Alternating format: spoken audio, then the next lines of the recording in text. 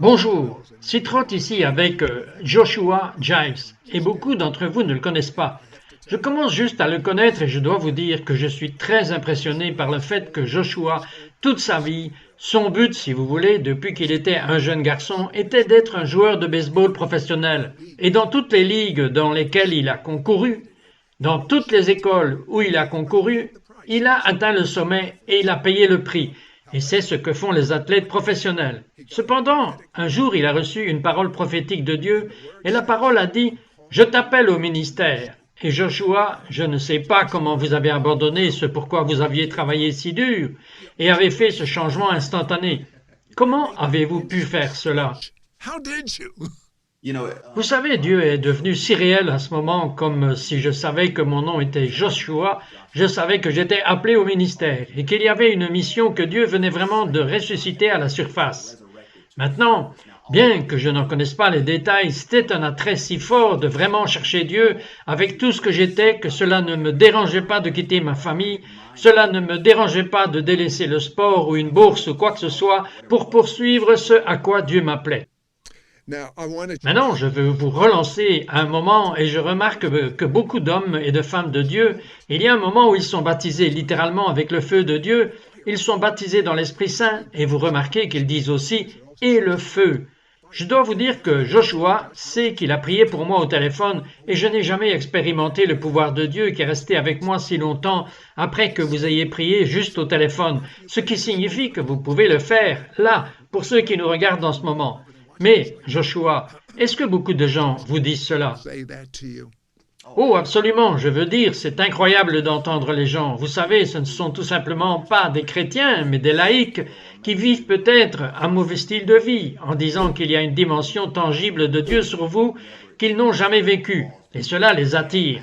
Et j'aime cela parce que quand je regarde ma vie et que je dis que je ne peux pas simplement fonctionner sur le don, parce que le don est un don, mais je veux sa présence, et c'est mon désir total. Alors, lorsque j'ai commencé à apprendre que le but de Dieu était que le cœur de l'homme soit conforme et greffé à ce qu'il cherche selon la parole, je commence à chercher Dieu avec une grande intensité, changer mon cœur, purifier mon cœur, rendre mon cœur parfait envers lui, parce que l'une des écritures les plus puissantes qui a changé ma vie étaient les yeux du Seigneur qui regardaient d'avant en arrière à travers toute la terre, à la recherche de ceux dont le cœur est parfait envers lui, pour qu'il se montre fort pour eux. Alors je me suis dit qu'évidemment nos cœurs ne sont pas parfaits envers lui, dans la vie, mais lui demander qu'il puisse se mettre dans une position où il dit « Je vais me montrer fort à travers mon fils, à travers ma fille », et donc je commence à prier et jeûner et poursuivre pour que Dieu rende mon cœur parfait envers lui, parce que je sais que tes yeux sont à la recherche de quelqu'un pour démontrer ton royaume. Et alors, emmenez-moi à ce que vous étiez, littéralement. Ce n'était pas tellement un rêve ou une vision que vous avez été transporté. Parlez-moi de cela. Cela a été le moment marquant de ma vie. J'ai été transporté dans un tunnel et c'est drôle parce que vous savez, nous entendons toujours la déclaration que vous connaissez, la lumière au bout du tunnel, mais c'était littéral et je savais dans mon esprit, parce que vous êtes dans la révélation, l'esprit est plus rapide, vous vous déplacez à la vitesse de la pensée. Et j'étais comme si j'avais besoin de poursuivre cette lumière et donc, quand j'ai sauté dans le tunnel, j'ai commencé à voler très rapidement vers cette lumière et tout autour de moi il y avait des démons et je pouvais sentir leurs dents et leurs souffles et leurs griffes essayant de m'attraper pour détourner mon attention de ce vers quoi je me dirigeais et l'attirer vers eux parce que dès que je l'aurais fait, je savais dans mon cœur que j'aurais perdu la rencontre et donc c'est la révélation et en soi, votre poursuite et votre concentration doit être si précise pour vous amener à un moment ou à un endroit en Dieu et donc au moment où je suis sorti de ce tunnel, j'ai vu une énorme boule de lumière. Il y avait de l'électricité tout autour, comme de la lumière. Son manteau était couvert d'éclairs. Et puis j'ai commencé à avancer parce que, encore une fois, vous vous déplacez à la vitesse de la pensée et c'était la taille de la terre. Et j'étais cette petite fourmi minuscule. Et j'ai dit, laisse-moi toucher cette chose. Alors quand je l'ai touché, j'ai été électrocuté si violemment que je savais dans mon esprit qu'il me tuerait. Vous savez, 1 million de fois plus qu'un être humain normal, et j'ai reculé. Et je me disais, qu'est-ce que c'est que cela? Et puis j'ai entendu tous ces éclairs bruyants de tonnerre, et ce n'était pas normal, ce n'était pas naturel. Et j'ai commencé à dire, Oh mon Dieu, c'est comme le tonnerre que Moïse et les Israélites ont entendu sur la montagne. C'était tellement comme oh mon Dieu. Et quand j'ai entendu qu'il y avait un éclair, et vous savez, lorsque vous êtes dans les champs, que vous êtes à la campagne en dehors de la ville, si la foudre éclate, vous voyez tout le paysage pendant 1 milliseconde environ. Et c'est exactement ce qui s'est passé. Il y a eu un éclair, et j'avais vu exactement ce que j'avais touché. Et c'était l'œil de Dieu. Et j'ai vu cela énorme, je veux dire, c'était juste tellement indescriptible, juste de me regarder avec intensité. Vous savez, aimer toutes ces choses emballées dans un seul paquet. Et j'ai commencé à crier parce que c'était terrifiant, mais à quel point c'était génial en même temps. Et quand j'ai commencé à revenir dans mon corps, j'ai regardé et j'étais allongé. J'ai dit que je pouvais voir comme un film. C'était presque comme une brume de feu de couleur ambrée juste sur moi. Et j'ai dit, la gloire de Dieu, le feu de Dieu est sur moi. Et puis, boum, je me suis réveillé. Quelle différence cela faisait-il lorsque vous avez été frappé avant ou après avec le pouvoir de Dieu? Quelle différence cela faisait-il? Tout en moi était comme chargé, je ne pouvais aller nulle part sans voir dans l'esprit, entendre des paroles de connaissance, le prophétique naissant en moi. C'était comme si je me promenais dans un détecteur de métaux humains, où je pouvais marcher dans Walmart et dire « Voici votre mission. Dieu veut que vous fassiez un B, un C, et c'est ce à quoi vous êtes appelés. » Et cela n'était jamais arrivé à cette dimension. D'ailleurs, et c'est important pour notre public de savoir qu'il a un don. Je n'ai en fait jamais entendu parler de ce don auparavant, mais vous pouvez regarder dans les gens et souvent, si Dieu vous le montre, vous leur dites quelle est leur mission de Dieu et ils le savent probablement, mais cela n'a jamais été aussi concentré. Je veux dire que cela doit être un don incroyable parce que la plupart des gens se promènent et s'ils lisent votre livre, ils pourront entendre par eux-mêmes. Mais vous devez faire beaucoup de bien aux gens qui errent comme mon peuple l'a fait 40 ans dans le désert, dans un grand cercle, plutôt que d'y aller directement. C'est incroyable, Sid, ça me comble. C'est comme quand vous faites ce que vous êtes appelé à faire. Il y a un accomplissement et c'est un signe pour votre but. Vous pouvez vraiment être dans un travail qui fait 6 ou 7 chiffres et se sentir mal parce que ce n'est pas ce pourquoi vous avez été créé. Et donc le plus gros problème au monde, pas seulement dans le chrétien, vous savez que la communauté est l'identité. Et quand j'ai commencé à prier, j'ai dit « Dieu, je dois voir comme tu vois ». Et j'ai vu la façon dont tu regardais l'homme. Tu ne regardes pas l'homme comme l'homme regarde l'homme, mais tu regardes le cœur, tu pèses les motivations. Et puis tu récompenses selon la motivation. Et j'ai dit, mon Dieu, je dois voir comme tu vois. Quand Salomon a fait un rêve, il a dit, j'ai besoin de discernement. Comment puis-je juger un si grand nombre de personnes? Et j'ai donc commencé à vraiment poursuivre ces choses parce que je voulais être quelqu'un qui était connu et que je pouvais juste appeler leur but et les amener là où Dieu les a appelés. Et c'est incroyable parce que dans cette expérience où je parle aux gens, la plupart du temps c'est une confirmation à un niveau si élevé qu'ils le savaient déjà, mais ils avaient juste besoin de ce petit coup de pied. Et j'aime cela, c'est étonnant. Il y a tellement de choses que vous avez apprises de Dieu, mais je suis émerveillé par l'une de mes émissions de télévision préférées où je vous ai dit « Vous vivez dans un réservoir de requins surnaturels ». Par exemple, Dieu vous donne de nouvelles façons de faire les choses, mais écoutez, c'est hors norme, vous possédez une salle de gym. Quelqu'un entre et le gars est un très gros investisseur. Vous êtes allé chez lui, je pense qu'il avait des écrans de télévision partout avec la bourse, etc. Vous ne saviez rien sur les actions. Ce n'est pas votre truc. Parlez-moi de cette histoire. Oui, c'est drôle, je ne sais toujours rien sur les actions, honnêtement. Et j'ai encore des visites où Dieu dit que ça va exploser, qu'il faut investir dans cette action. Donc j'ai écrit des trucs que je sais où quelque chose va et c'est sauvage, parce que je ne connais jamais vraiment ce genre de choses. Mais le don en moi, quand j'entraînais ces gens, j'entendais leur scénario parce que à chaque fois, excusez-moi, il est comme un entraîneur personnel dans sa propre salle de sport. Alors, vous savez, quand j'entraînerais ces gars, vous savez, soulever leur corps, ils avaient toujours la télévision où cela montre l'action qui traverse l'écran. J'ai besoin de connaître la chaîne où ils disaient « Oh, et ils savaient que j'aurais dû faire ceci ou que j'aurais dû faire cela. » Et j'ai commencé à les renseigner. Je disais « Qu'avez-vous ici ?» ou « Qu'avez-vous là-bas ?» Et je disais « Je pense que vous devez en acheter plus et vous devez savoir réduire vos pertes sur celui-ci. » Et vous savez, je disais juste au cours d'une conversation, ne sachant pas que ces personnes allaient courir dans leur chambre et rendre ces échanges réels. Et quand ils revenaient et témoignaient en disant « J'ai fait exactement ce que vous m'aviez dit, et cela nous a aidé à monter en flèche notre portefeuille. » Et j'étais assis là en disant « Êtes-vous sérieux? Qu'est-ce qui se passe dans le monde ?» Alors, vraiment juste comme une ampoule s'est allumée dans ma tête, comme Dieu, qu'est-ce que c'est? Et puis, Dieu a commencé à vous donner des inventions. Et vous avez commencé à regarder mon émission de télévision préférée. Le lendemain, c'est surnaturel. Et les gens arrivaient avec de nouveaux produits, avec des inventions que Dieu vous avait données. Et vous n'avez rien fait avec eux. Qu'est-ce qui se passe, Joshua?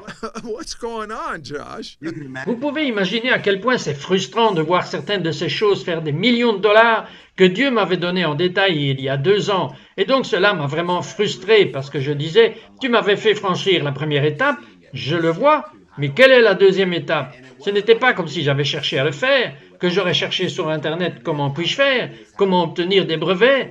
Donc c'était un processus. J'étais comme un homme qui disait « Quand vas-tu ouvrir cette porte, Dieu ?» Et donc je suis devenu vraiment en colère. Et je disais « Dieu, qu'est-ce que tu fais ?» Et puis il a commencé à me parler. Il a dit « Je voulais te montrer que le don est là, mais chaque bonne chose doit nécessiter ta concentration. » Et je disais « Waouh, cela a du sens parce que tout ce que nous faisons dans la vie, peu importe si c'est donné par Dieu, cela nécessite du temps. Cela demande de l'excellence, et s'il n'y a pas une passion qui est greffée, alors vous faites vraiment les bons gestes, et il se pourrait que vous sachiez vraiment gâcher le processus de ce que vous essayez de créer. Et donc, je savais que je n'étais pas appelé à créer quelque chose à partir d'un outil, ou d'une Black & Decker, ou de tout ce que je voyais, et je disais « Ok, je suis calme maintenant. C'est bien. Alors commence à me donner un aperçu et des inventions vers ma passion. » Et c'est à ce moment-là que j'ai commencé à voir des choses dans ce domaine et à me concentrer sur créer cela. Vous savez, avant de rencontrer le Seigneur, vous vous étiez ouvert à beaucoup de mauvaises choses et le démoniaque vous faisait vraiment peur, au point que vous ne pouviez pas dormir. Mais Dieu vous a montré tant de révélations étonnantes sur la façon dont nous, en tant que croyants, n'avons pas une petite victoire sur le démoniaque, car ils ont tellement peur de nous. Mais Dieu vous a montré un jour comment vous protéger de la peur lorsque le démoniaque se manifeste dans votre vie. Et pour certains d'entre vous, peut-être n'avez-vous jamais vu un démon, mais vous avez ressenti une oppression. Vous avez vu l'évidence du démoniaque dans votre vie. Une chose que vous avez partagée avec moi, Joshua, Dieu vous a appris à surmonter le démoniaque. Et la grande chose que les gens font, la grosse erreur que nous faisons lorsque nous croyons que le démoniaque nous agresse d'une manière ou d'une autre.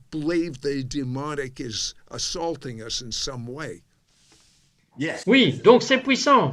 Cette clé ici va changer votre vie. Et lorsque Dieu a commencé à me prendre dans ma formation pour comprendre comment gagner les batailles dans l'esprit, j'ai commencé à aimer. Vous savez que c'était terrifiant au début, parce que j'étais comme si l'ennemi cherche constamment à se faire paraître plus puissant que notre Dieu. Et c'est une illusion. Il est un maître illusionniste. Et lorsque vous réalisez que vous êtes en Christ et l'audace à laquelle Dieu vous appelle, vous ne pouvez pas perdre. Et j'ai pris dans des premières rencontres sur un terrain d'entraînement, pour ainsi dire, et j'étais pris dans l'esprit. La main du Seigneur m'a attrapé par le cou et m'a emmené dans un scénario, et je savais qu'il y avait une sorcière dans cette pièce. Et lorsque j'ai atterri là-bas, le feu de Dieu était si fort sur moi, je pouvais le sentir, je savais que c'était là. J'avais l'impression que je pouvais conquérir le monde à ce moment-là. C'était une sensation incroyable. Et au moment où j'ai entendu la voix dire « Qu'est-ce que tu fais ici ?» Je venais juste de respirer un peu, j'ai perdu le feu. C'est parce que la peur est entrée et cela m'a complètement déconnecté du feu qui était sur moi. Et j'étais comme « Oh mon Dieu, je me sens nu. Comment puis-je combattre cette chose maintenant ?» Maintenant, la main de Dieu était derrière moi. Et c'est plus grand que mon corps, et ça me pousse à rencontrer et à combattre ce scénario. Et c'était comme si je criais de ne pas le faire. Et puis, juste avant que cela ne se produise, il m'a ramassé. Il m'a ramené dans mon corps, et il m'a fallu du temps pour prier et comprendre vraiment. Je me disais, waouh, c'est incroyable que Dieu me montre qu'un simple soupçon de peur peut vous déconnecter du pouvoir que Dieu a mis dans votre corps. Et il a commencé à m'apprendre l'une des déclarations les plus puissantes. Il m'a dit que chaque scénario, écoutez-moi bien, chaque scénario auquel vous faites face dans l'esprit, chaque vision de rêve où l'ennemi se projette et il est terrifiant, et vous voulez courir, ne courez jamais. La Bible dit que les méchants fuient quand personne ne les poursuit, mais les justes sont aussi audacieux qu'un lion. Il m'a appris cette seule déclaration, engager et détruire. Donc peu importe ce qui se tient devant moi, cela pourrait être 10 millions de démons, de principautés, cela pourrait être toutes ces choses folles. Au moment où je suis plongé dans un scénario, je ne pense même pas que je réponds, je charge immédiatement, et quand cela se produit, la victoire arrive toujours. Mais le point que vous avez fait et que j'ai saisi est que si vous vous surprenez à avoir peur, revenez à vos sens parce que cette peur vous dépouille de votre foi. Et alors le diable va profiter de votre manque de connaissance. Ce n'est pas votre manque de pouvoir, c'est votre manque de connaissance. Ne cédez pas un pouce dans l'arène de la peur. Maintenant, Joshua, hier soir, Dieu vous a montré quelque chose qui est censé se produire à travers la télévision ou un ordinateur sur lequel les gens nous regardent en ce moment. Oui, hier soir j'ai été emmené dans une rencontre, vous savez souvent que vous êtes un leader, alors écoutez-moi, les leaders, écoutez-moi ici. Lorsque Dieu vous montrera une expérience qui peut être, vous savez, choquante, ou c'est une attaque démoniaque, ne la regardez pas nécessairement comme si vous étiez juste attaqué. Non, Dieu vous montrera dans l'essence qui vous supervise, ce qu'ils vont traverser dans leur ensemble. Et donc, lorsque je suis entré dans cette rencontre hier soir, j'étais dans un ancien bâtiment d'école, un très ancien bâtiment d'école, et chaque pièce avait des enseignants. Et ces enseignants sont sortis, mais ils représentaient de vieilles pensées démoniaques, de vieux systèmes, de vieux schémas de pensée. Parce que faisons-nous? Que terminons-nous? Nous disons l'école de pensée, ok? Donc j'ai immédiatement su que l'ennemi essayait de provoquer des processus de pensée du passé, des processus de pensée où il vous garderait. Vous vous êtes engagé dans certains scénarios de douleur ou d'agitation émotionnelle ou quelque chose qui a vraiment affligé votre vie, ou même vous a ramené d'un état de poursuite de Dieu et d'avancer vers un état d'arriération. Et donc, je voulais juste vous éclaircir aujourd'hui au nom puissant de Jésus. Dieu vous délivre des mentalités arriérées, des faux systèmes du monde qui essayent de vous faire reculer au nom de Jésus. Et je prie pour que le feu de l'Esprit Saint commence à éradiquer chaque système de l'ennemi qui a infiltré vos rêves, infiltré vos visions, infiltré vos fautes, au nom de Jésus. Et je déclare que les mariages sont restaurés parce que l'ennemi a essayé de s'infiltrer et de diviser mari et femme. Donc je déclare que votre mariage est restauré et je déclare que vos enfants sont restaurés au nom de Jésus. Et tout système de pensée qui a été projeté dans leur esprit pour les éloigner du chemin qui mène à la vie serait détruit par le feu du Saint-Esprit en ce moment au nom de Jésus. Et je veux que vous déclariez après moi, que vous disiez « Je renonce à tout modèle de pensée rétrograde au nom de Jésus. »